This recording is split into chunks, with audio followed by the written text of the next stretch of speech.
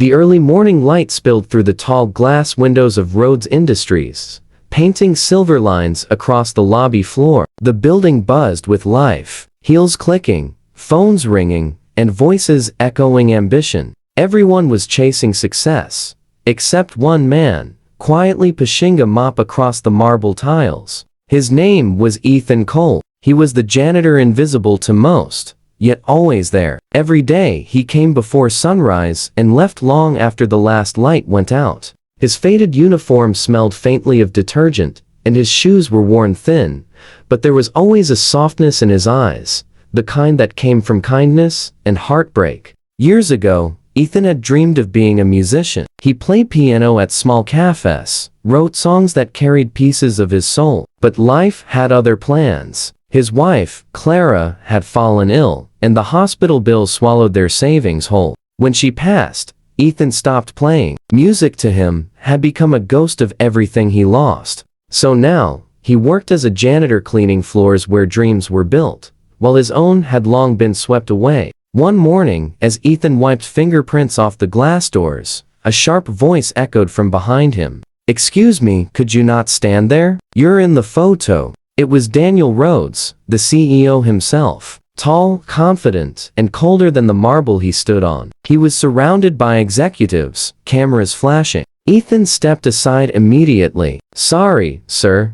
Daniel didn't even look at him. To the CEO, he was just another face in the background, forgettable, replaceable, but Ethan didn't mind. He knew his place. Still, that night, as he mopped the empty corridors, he couldn't help but hum softly an old tune he'd written for Clara. The melody filled the silence, gentle and aching, echoing off the walls. What he didn't know was that someone was listening. A young intern, Lily, who had stayed late finishing reports, stopped in the hallway, listening in awe. She peeked around the corner and saw Ethan playing on a broken keyboard someone had thrown away. His fingers, though calloused, danced with grace, the kind that comes from passion, not perfection. When he finished, Lily clapped softly. "That was beautiful." Ethan smiled shyly. "Oh, thank you. It's just something I used to play a long time ago. You should perform at the company's talent night next week," she said eagerly. He chuckled. "A janitor at a corporate event? I don't think they'd want that."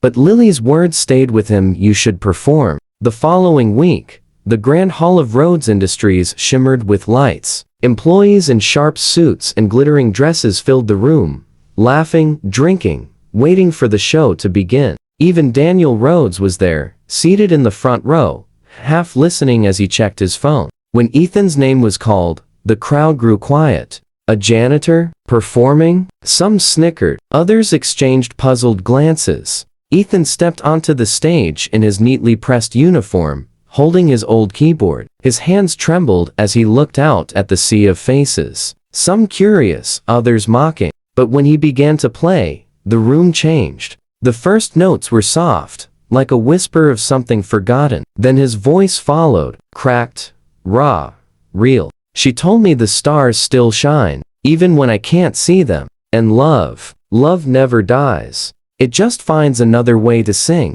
The melody swelled with emotion, sorrow, and hope intertwined. It was a song for Clara, for love, for loss, for resilience. By the second verse, the audience was silent. Phones were lowered. Even Daniel had stopped scrolling. Something in Ethan's voice reached a place he'd long buried, a reminder of his own father, who had once swept factory floors to give him an education. When the final note faded, the silence was broken not by laughter, but by thunderous applause. People rose to their feet, clapping, cheering, some even crying. Daniel stood too, his chest tight. It wasn't just the music, it was the honesty. The raw, unfiltered humanity that no suit, no degree, no title could ever replace. After the show, Daniel walked backstage. Ethan was carefully packing up his keyboard when the CEO approached. "Mr. Cole," Daniel said, his voice unusually soft. "That was extraordinary."